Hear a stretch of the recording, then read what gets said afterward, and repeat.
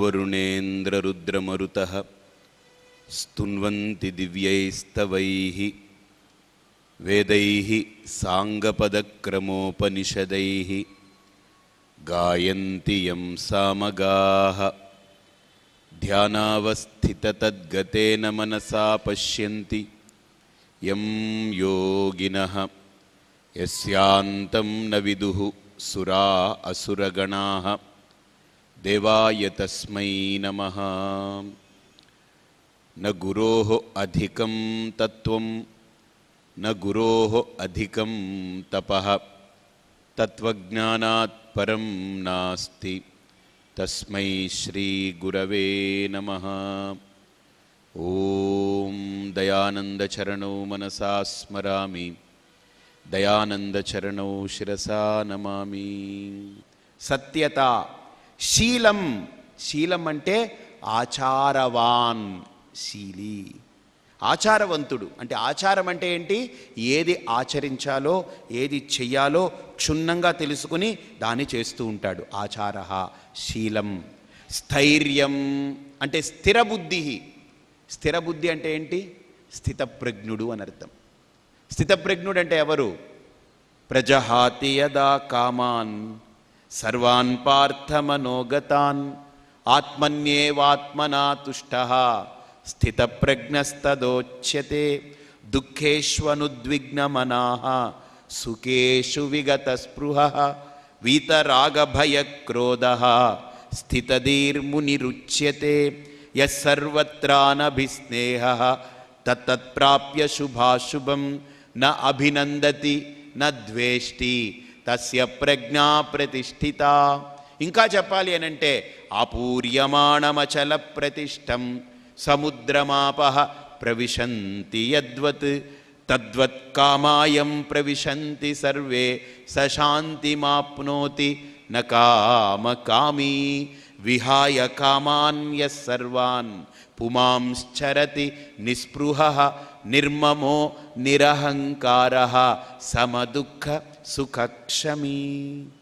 ఇదంతా స్థిరత్వం, స్థైర్యం. అది ఆ స్థిరత్వం. తర్వాత అహింస, చాలా గొప్ప లక్షణం ఇది. అహింస అంటే ప్రాణిషు దయా. హింసా ప్రవృత్తి ఎప్పుడు వస్తుంది? ద్వైతం ఉంటే హింస. ద్వైత భావన ఉంటే వాడింత నేనింత, నాకంటే వాడు గొప్పన, నాకంటే వాడు తక్కువన, ఈ భావాలన్నీ వస్తాయి. ఎప్పుడైతే ద్వైతమే లేదో హింస లేదు, అహింస. అందుకనే అద్వైతమభయం ప్రతిష్టాం విందతే అథసో భయంగతో భవతి ద్వితీయాద్వై భయం భవతి. రెండవది ఉంటే భయం, ఇంకా హింస ఉంటుంది. రెండవది లేదు, ఉండేది ఒకటే అయితే భయం లేదు, అభయం, అహింస. అందుకనే భర్తృహరి అంటాడు, అభయానికి చాలా అద్భుతమైనటువంటి నిర్వచనం ఇస్తారు. ఈ లోకంలో ఏవేవి అభయాలు అని అంటే అన్నీ చూస్తాను చెప్తాం. ఏంటి? భోగే రోగ భయం, కులేచ్యుతి భయం, విత్తే నృపాలాద్భయం, మానే దైన్య భయం, బలే రిపు భయం, రూపే జరాయా భయం, శాస్త్రే వాద భయం, గుణే కలభయం, కాయే కృతాంతాద్భయం, సర్వం వస్తు భయాన్వితం, భువి నృణాం వైరాగ్యమేవాభయం. ఆయన అంటాడు, విత్తే నృపాలాద్భయం, డబ్బు ఎక్కువైపోయింది అనుకోండి, 2G అంటే తిహార్జీ అంటారు వాళ్ళు. క్యా కర్నా హై, క్యా కరేంగే, ज़्यादा पैसा हो गया, प्यास हो गया, तिहार में बैठना पड़ेगा. वित्ते नृपालाद्भयम, माने दैन्य भयम, बले रिपु भयम, रूपे जराया भयम. రూపం ఉందనుకోండి, అబ్బా వాళ్ళు రాత్రి పడుకున్నప్పుడు కూడా అద్దం పక్కన పెట్టుకుని చీకట్లో కూడా అద్దం అలా చూసుకుంటాడు. ఒకడు ట్రైన్లో వెళ్తున్నా, నేను వెళ్తుంటే సెకండ్ క్లాస్, దాంట్లో నాకు టికెట్ వచ్చింది, పడుకున్నాను. రాత్రి వాడు ఏం చేశాడంటే అద్దం పెట్టుకున్నాడు. అద్దం చూసి సెల్ ఫోన్ ముఖం మీద వేసుకున్నాడు, లైట్ ఇలా చూసుకుంటున్నాడు. ఊరి ఏమైపోతుంది రాత్రి, ముఖం మారిపోతుందే, ముక్కేమన్నా ఇక్కడుండేది ఇలా అయిపోయి ఇలా అయిపోయి ఏమన్నా అవుతుంది, ఏం కాదు, అలానే ఉంటాడు. వాడి భ్రమ. వాడికి రాత్రి కూడా వాడిని చూసుకోవాలి, పగలు చూసేయాలి. కానీ వీడికి వాడిని వాడు చూసి ఎవరైతే బాగా అబ్బా నేను చాలా ఇదిగా ఉన్నాను ఇలా ఉన్నాను అనుకుంటాడో వాడికి 60, 70, 80 వచ్చేటప్పటికి భయం వచ్చేస్తుంది. ఎందుకని అవన్నీ పోతాయి, నిలబడవు. రూపే జరాయా భయం, శాస్త్రేవాద భయం. శాస్త్రం బాగా అధ్యయనం చేస్తూ పోయాడనుకోండి, వాడికి ఇంకా వాద భయం. నాకంటే వాడు ఇంకొక మెట్టేమైనా చెప్పినా నోడిస్తాడేమో. ఇన్ని భయాలే ఈ లోకంలో. మరి ఈ లోకంలో అన్ని భయాలే కదా, మరి ఏది అభయం అని అడిగారు. వైరాగ్యమేవా భయం. దీనికి అలెగ్జాండర్ కథ ఒకటి ఉంది, నాకు చాలా ఇష్టం అది. అలెగ్జాండర్ ఇండియా వచ్చేటప్పుడు అలెగ్జాండర్కి వాళ్ళ గురువుగారు ఉన్నారు, సోక్రటిస్. అలెగ్జాండర్ గురువుగారు సోక్రటిస్. ఆయన చెప్తాడట, hey Alexander, you are so great, don't worry, but when you go to India, నీకు అక్కడ ఎవడైనా సరే ఎవడు కనిపించినా నువ్వు దండం పెట్టు. ఇండియా ఈజ్ సచే, ఆ మట్టి చాలా గొప్ప మట్టి అయ్యా, పవిత్రమైన భూమి, నువ్వు తక్కువగా తీసుకోకు, అక్కడ ఎవడు నీకు కనిపినా దండం పెట్టు అంటాడు. సరే, అలెగ్జాండర్ ఏంటనంటే బాగా చూడండి, ఇది జరిగిన కథ, ఆయన యొక్క చరిత్రలో వస్తుంది. ఆయన ఏం చేస్తాడనంటే దూరంగా ఉంటాడు, ఈ గూఢచారులు వస్తారు, బార్డర్లో చూస్తే ఎవరు ఉండరు. ఒక చెట్టు కింద ఒకడు కౌపీనం పెట్టుకుని కూర్చుని ఉంటాడు. కౌపీనవంత ఖలు భాగ్యవంత. వాడు హాయిగా కూర్చుని ఉంటాడు. వీళ్ళు వెళ్ళి అలెగ్జాండర్ దగ్గర, ఇండియాకి సెక్యూరిటీ ఫోర్స్ ఎవరు లేరు, ఒకడున్నాడు లింగలింగమని, వాడు కౌపీనం పెట్టు కూర్చున్నాడు, వాడు బక్కపలాసుగా ఉన్నాడు. వాడు ఏమిటో అలా అనుకున్నాడంటే అలెగ్జాండర్ అంటాడట, నో నో నో, వాడు చాలా సీక్రెట్ ఇంటెలిజెన్స్ బ్యూరో ఏమో వాడు, నువ్వు అలా అనేసుకోకు అని వీళ్ళందరూ కింద మీద పడుతుంటారు. వీడు పాపం సాధు, ఈజ్ ఎ సెయింట్, సన్యాసి వీడు పాపం, ఓ యోగి, పరమ యోగి, అలా కౌపీనం పెట్టుకుని కూర్చుని ఉంటాడు. వీళ్ళు వాడి గురించి 2-3 రోజులు కింద మీద తలకాయ బాధలు కొట్టుకున్న అర్థం కాదు. ఆఖరికి వీళ్ళు డిసైడ్ అవుతాడు, వీడు ఎవడో ఏదో చేసుకున్నాడు పిచ్చోడు అనుకొని. అయితే అలెగ్జాండర్ అన్నాడు, మా గురువు గారు ఒక మాట అన్నాడు, ఇండియాలో నువ్వు అడుగు పెడితే ఎవడు కనిపించినా నమస్కారం చేయి, అది గొప్ప మట్టి, పవిత్రమైన భూమి అని అన్నారు. అని వీడి దగ్గరికి వెళ్దాం, అసలు ఏమిటో వీడి కథ ఏమిటో తెలుసుకుందాం అని చెప్పి వీడు వెళ్తుంటాడు అందరితోటి, మంది మార్బలంతో. ఈ చెట్టు కింద వీడు ఇలా కూర్చుని ఉంటాడు. వీడికి ఉలుకు పెలుకు ఏ ఉండదు, అలా కూర్చుని ఉంటాడు. ఏం కంటికి రెప్ప కూడా పడదు, అలా కూర్చుని ఉంటాడు. ఈ అలెగ్జాండర్ వెళ్ళి, ఏమయ్యా నేనెవరో నీకు తెలుసా? ద అలెగ్జాండర్ ద గ్రేట్ అంటాడు. వీడు సో వాట్ అంటాడు. పోప్పా ఎన్నప్పా నీ సుమ్మా, నేను తొందరగా పడి తిండ్రుగా నా ఆనందం. వీడికి ఒక ఇరిటేషన్ వస్తుంది. పక్క వాళ్ళు అంటారు, అలెగ్జాండర్ అంటే ఏమనుకున్నావు, అన్ని దేశాలని జయించుకుంటూ వస్తున్నాడు, ఇప్పుడు భారతదేశానికి వచ్చాడు, పోప్పా ఉళ్ళ పోప్పా ఎన్నప్పా నీ అన్న తొందరగా పడతారా, సుమ్మా నొయ్యి నేను నన్ను నొచ్చరా నీ సుమ్మా என்ன வேணுமோ அதை பண்ணிக்கப்போ, என்ன நீ ஏன் பிடிக்கிறாய் பிடிங்க எடுக்கிறான். ఈ అలెగ్జాండర్కి ఇరిటేషన్ వచ్చేసింది. మీకు తెలుసా నేను ఎంత గొప్పవాడినో అన్నాడు. I don't want to know your greatness, why I want to know, నాకెందుకు అన్నాడు. మీ దగ్గర ఏముంది, ఏమీ లేదు, అందుకనే అలా మాట్లాడుతున్నారు. ఓ నీ దగ్గర చాలా ఉన్నాయా? ఓహో సరే. అలెగ్జాండర్ అంటాడు, మాట కదులుతుంది. అప్పుడు ఈయన ఏం చేస్తాడంటే, I want to know your greatness, నువ్వు అన్నీ వదిలేసి కూర్చుంటే ఏం గొప్ప అనుకున్నావా అన్నాడు. ఓహో సరే. ఇంత పెద్ద రాయి ఉంటుంది, అది అలెగ్జాండర్ చేయి చూపించమంటాడు.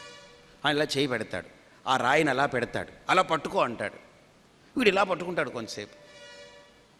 దించేనా? వద్దు దించుకో, పట్టుకో అంటాడు. వీడు పట్టుకుంటాడు, ఇంకొద్దిసేపు ఇక్కడంతా లాగేస్తూ ఉంటుంది. ఏమయ్యా దించుతానయ్యా? నో దించుకున్నాడు. నీకు నొప్పి, దించేస్తానన్నాడు. నో దించుకన్నాడు. పట్టుకుంటాడు, ఓపిక పోయి కింద పడేస్తాడు. అమ్మయ్యా అంటాడు. అప్పుడు వీడు అడుగుతాడు, ఎందుకు పడేసావు అన్నాడు. ఇప్పుడు ఎలా ఉన్నావు అన్నాడు. పడేసిన తర్వాత హాయిగా ఉన్నాను, నేను అదే పని చేశాను అన్నాడు. నువ్వు మోసి పడేసావు, నేను మొయ్యకుండానే హాయిగా ఉన్నాను. నువ్వు ఆ దేశం గెలిచాను, ఈ దేశం గెలిచాను అంటున్నావు, ఇండియాని గెలుస్తావు, అన్నీ మొత్తం భూమంతా మోస్తావు, ఆఖరికి నువ్వేం పట్టుకుపోతావు? Nothing, everything you have to drop here. నువ్వు హిరణ్యాక్షుల్లాగా ప్రయత్నిస్తే నారాయణుడు పుడతాడు, ఆది వరాహం బయటకు వస్తుంది, నిన్ను చంపుతాడు.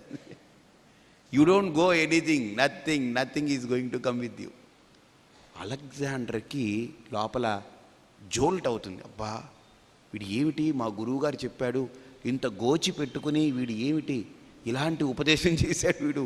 అబ్బా ఇప్పుడు ఇండియాలో ఎంట్రన్సే ఇలా ఉందని అంటే ఇంక ఎంటర్ అయితే ఇంకెలా ఉంటుంది పరిస్థితి. నేను కూడా ఆఖరికి గోచి పెట్టుకొని నందవనదిలో రాండి. He feels that.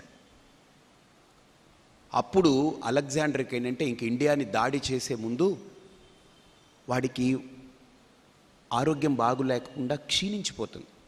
అప్పుడు డాక్టర్స్ చెప్తారు, అలెగ్జాండర్ సార్ మీకు ఇంకా మ్యాక్సిమం 4 డేసే ఉంది, యూ విల్ గో. అలెగ్జాండర్ ఏడుస్తాడట. ఎప్పుడు దేనికి భయపడని వ్యక్తి ఏడుస్తాడట. అప్పుడు అడుగుతారు ఏమిటనంటే, నేను మా అమ్మ దగ్గరికి వెళ్ళాలి, ఇంక నాకు ఇవేం వద్దు, నేను వెళ్ళిపోతున్నాను, మా అమ్మ దగ్గరికి వెళ్ళాలి, నన్ను కన్న తల్లి దగ్గరికి వెళ్ళాలి, ఆవిడ ఒడిలో తల పెట్టుకుని అలా ప్రాణం విడిచిపెట్టాలనుంది, నన్ను మా అమ్మ దగ్గరికి తీసుకెళ్ళగలరా అంటారు. సారీ, 10 డేస్ టైం ఉంటే తీసుకెళ్ళగలం, 4 days you will go somewhere, మధ్యలోనే పోతాం. అప్పుడు అలెగ్జాండర్ బాధపడి సత్యాన్ని గుర్తించి అతను వాళ్ళందరికీ చెప్తారట. ఏంటనంటే అతను పోయేటప్పుడు ఆ బాక్స్లో పట్టి తీసుకెళ్తారు కదా, అప్పుడు నా 2 చేతులు బయట పెట్టండి, ఓపెన్ చేసి పెట్టండి అని. అప్పుడు అలెగ్జాండర్ అంతా ఊరేగించి తీసుకెళ్తారు. అడుగుతారు ఎందుకు అలా పెట్టాలని అంటే, the great Alexander is going with bare hands. ఏమీ లేదు, అన్నీ చేసినా the Alexander is bare hands, ఏమీ లేదు, ఖాళీ చేతులతో పోవాలి.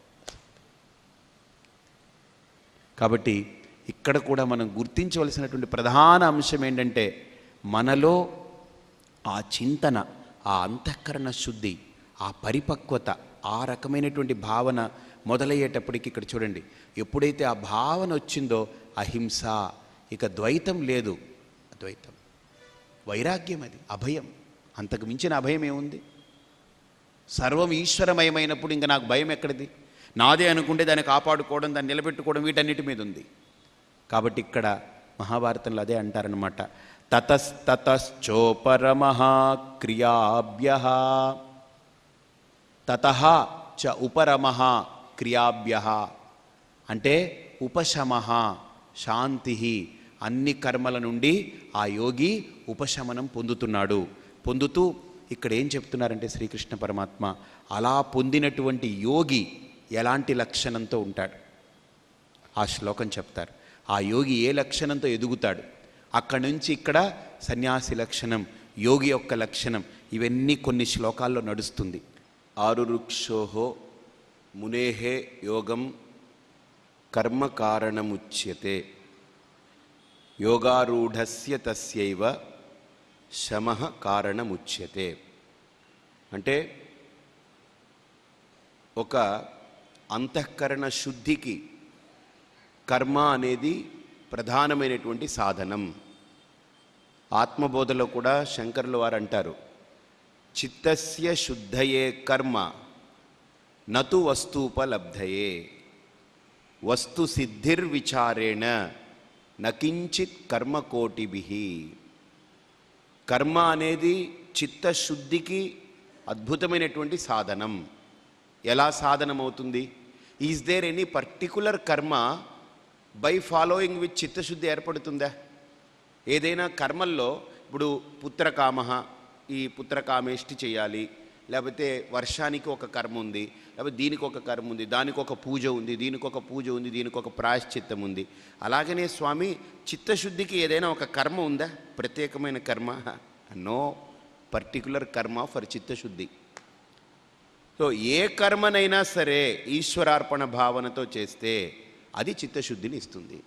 బికాస్ అక్కడ ఫల ఆకాంక్ష లేదు కాబట్టి.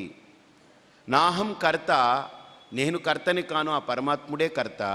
అట్ ది సేమ్ టైం నాకు ఫల అభిశక్తి లేదు, నాకు ఫలం కావాలనే ఆలోచన లేదు నాకు. ఎందుకనంటే నాకు పరమాత్ముడే కావాలి. ఇప్పుడు పడవ ఎక్కామనుకోండి, పడవ ఎక్కినటువంటి వాడు ఎక్కిన పడవ కదలకుండా అలా ఉండిపోతే ఆ నీళ్ళకి ఎలా ఒడ్డులో కొట్టుకుని అలా పడవ అలా ఆడుతూ ఉంటే అబ్బా ఇదే చాలేంటి ప్రయాణం అయిపోయింది అనుకుంటే వాడికి ఆ ఒడ్డుకి వెళ్ళలేడు. కాబట్టి పడవ ఎక్కి వాడు ఆ కదులుతూ నీటి మీద తేలుతూ దాన్ని దాటుకుంటూ ఆ ఒడ్డుకు వెళ్ళాలి. అలాగనే ఇప్పుడు వాడికి లక్ష్యం ఒడ్డుకు వెళ్ళాలనేదే కానీ పడవ మీద ఎక్కి కూర్చుని ఊగాలనేది లక్ష్యం కాదు వాడికి కదా. ఇప్పుడు కార్ స్టార్ట్ చేయవయ్యా అన్నాడు ఒక ఆయన. వెంటనే డ్రైవర్ వచ్చి కార్ స్టార్ట్ చేశాడు. ఈయన ఎక్కి కూర్చున్నారు. ఆ డ్రైవర్ కూర్చున్నాడు. ఒక అరగంట అయింది. ఈయన దిగిపోయాడు అనుకోండి. డ్రైవర్ గారు అడుగుతారు, ఎన్న మొదలాలి ఎంగ పోనో, இன்னும் கார் ஸ்டார்ட் பண்ண சொன்னீங்க, நீங்கள் இறங்கி போயிட்டீங்க, என்ன கோவமா என் மேலே என்ன? இல்லைப்பா, சும்மா கார் ஸ்டார்ட் பண்ண சொன்னேன், உக்காண்டேன், வெளியில் வந்தேன், அவ்வளோதான். அது ఎవడు వెళ్ళడు, ఏ ముట్టాలెలా వెళ్ళడు. నో ముట్టాల్ will do that. Car start చేయడం అంటే దేనికి? ఓ లక్ష్యం చేరడానికి, ఓ గమ్యం చేరడానికి ఆ వాహనం అనేది మనం వాడుకుంటాం.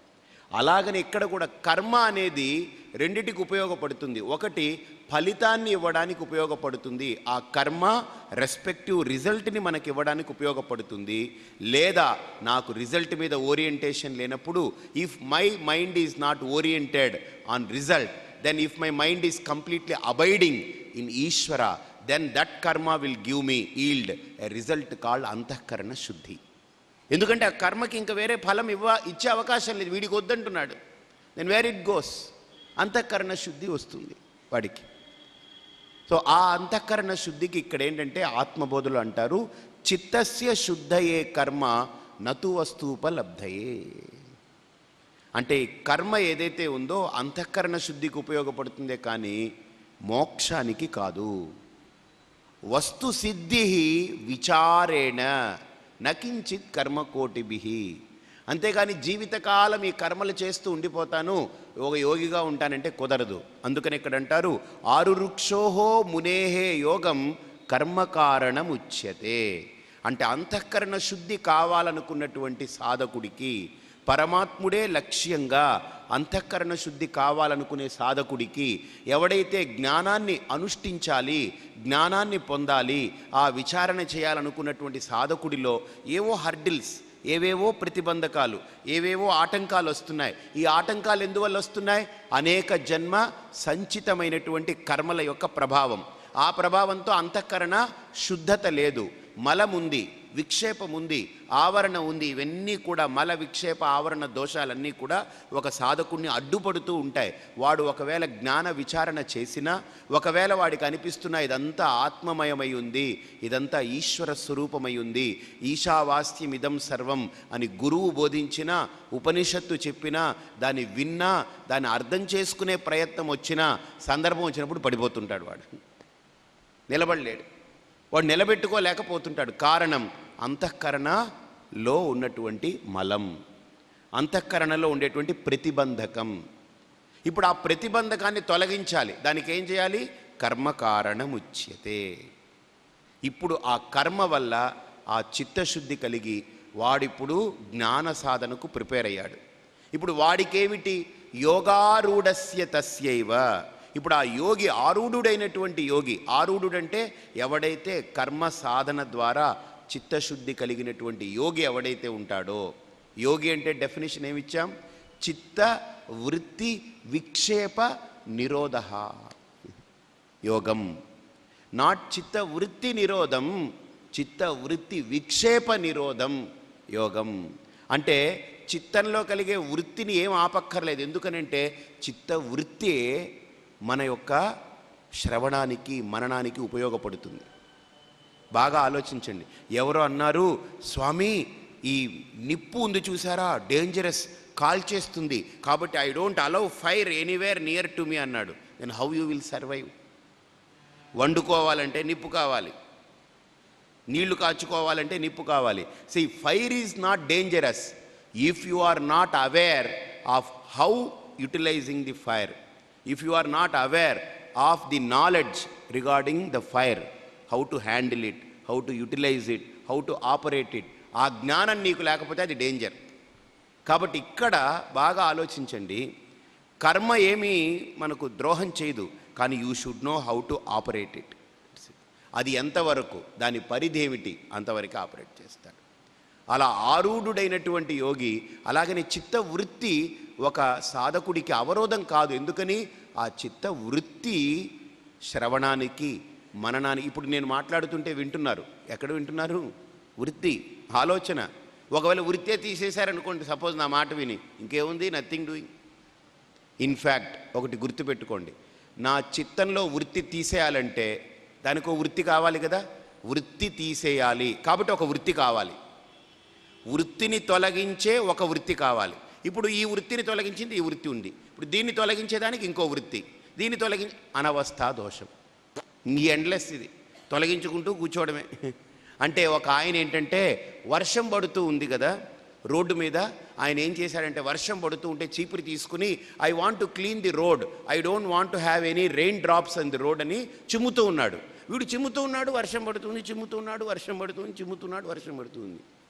వీడు ఎన్నిసార్లు చిమ్మినా తడవకుండా ఉంటుందా, తడుస్తూనే ఉంటుంది. So is foolish fellow. ఓపెన్గా ఉంది, ఓపెన్ టు స్కై, వర్షం పడుతూ ఉంది, వీడు చిమ్మే కొద్దీ నీళ్లు పడుతూనే ఉంటాయి కదా. కాబట్టి ఇక్కడ బాగా ఆలోచించండి, వృత్తిని తొలగించాలనుకోవడం ఒక వృత్తి, మళ్ళీ ఆ వృత్తి మనకు ప్రతిబంధకం, దాన్ని తొలగించాలి ఇంకొక వృత్తి. సో వృత్తిని నెగేట్ చేయడం కోసం ఒక వృత్తి, దీన్ని నెగేట్ చేయడం కోసం ఇంకొక వృత్తి, దీన్ని తొలగించుకోవడం కోసం ఇంకో వృత్తి. ఇంకా మన వృత్తి అంతా ఈ వృత్తి మీదనే పోతుంది అంతే, మన ప్రవృత్తి అంతా వృత్తి మీదనే. You ask that gentlemen, hey sir, what you have achieved in life? I have eliminated lot of వృత్తిస్. Now what you are having? A special vritti. What is that special vritti? Eliminating vritti. ఇంకే పని, ఇంకా ఇదే జీవితం అయిపోతుంది. ఇంకా భగవంతుడు ఉండడు, ఏమీ ఉండదు వాడికి, ఈ ఎలిమినేటింగ్ ప్రాసెస్లోనే ఉంటాడు. So better for him to have a enema to eliminate once for all. అంతే, ఏదో ఒకటి చేయాలి అలాంటిది, ఏదో ఎనిమా ఇక్కడ పెట్టాలి, ఎక్కడో ఒక చోట పెట్టి he has to eliminate it once for all. It's all ridiculous. So వృత్తిని తొలగించడం కాదు ఇక్కడ యోగము అనంటే, చిత్త వృత్తి విక్షేప నిరోధ. విక్షేపమే మనకు అవరోధం, వృత్తి అవరోధం కాదు. బాగా ఆలోచించండి. ఏమండి, వైట్ పేపర్ మనకు అవరోధమా? కాదు. You can write there. దాని మీద గజిబిజిగా గీసుంటే అది మనకు అవరోధం. అంటే పిచ్చి గీతలు గీసేది నేను. White paper as such there is no avarodham. Similarly లోపల చిత్తం కూడా శుద్ధమైతే, శుద్ధ అంతఃకరణమైతే, white paper I want, because I want to write something. ఇప్పుడు ఎక్కడో పేపర్ చూశాడు, అంతా గజిబిజిగా ఉంది. ఆ పేపర్లు వద్దు ఇంకా, అసలు అంతా గజిబిజి పేపర్ అని అనుకుంటే ఎలాగా? Paper is not gajibiji, paper is white. The person who has operated it, దాంట్లో అవేర్నెస్ లేకుండా, జ్ఞానం లేకుండా పిచ్చి గీతలు గీశాడు. So therefore don't blame the entire paper, అది రాసిన వాడిది పొరపాటు. అలాగనే chittavritti is required for a sadhaka. ఆ చిత్తవృత్తి ఉంటేనే, లోపల చిత్తం పనిచేస్తుంటేనే. ఇప్పుడు నేను మాట్లాడుతున్నాను కదా, ఇదంతా ఎవరు కలెక్ట్ చేసుకుంటున్నారు లోపల కూర్చొని డేటా? ఎవరు? చిత్తం. ఇప్పుడు కలెక్ట్ చేసుకున్న తర్వాత ఇంటికి వెళ్ళి మీరు కలెక్ట్ చేసుకున్నంతా కూర్చుని అలా ఒకసారి రికలెక్ట్ చేసుకుంటే ఈ వాక్యాలన్నీ కూడా, ఆ రికలెక్షన్ ఎక్కడ జరుగుతుంది? చిత్తం. దేర్ఫోర్ శ్రవణానికి చిత్తం, మననానికి చిత్తం. ఇఫ్ యూ రిమూవ్ చిత్తం, పిత్తం వస్తుంది ఆ తర్వాత, పైత్యం. సో పిత్తం ప్రకోపిస్తుంది చిత్తాన్ని తొలగిస్తే. So it won't go. చిత్తం ఎక్కడికి పోతుంది? It won't go anywhere.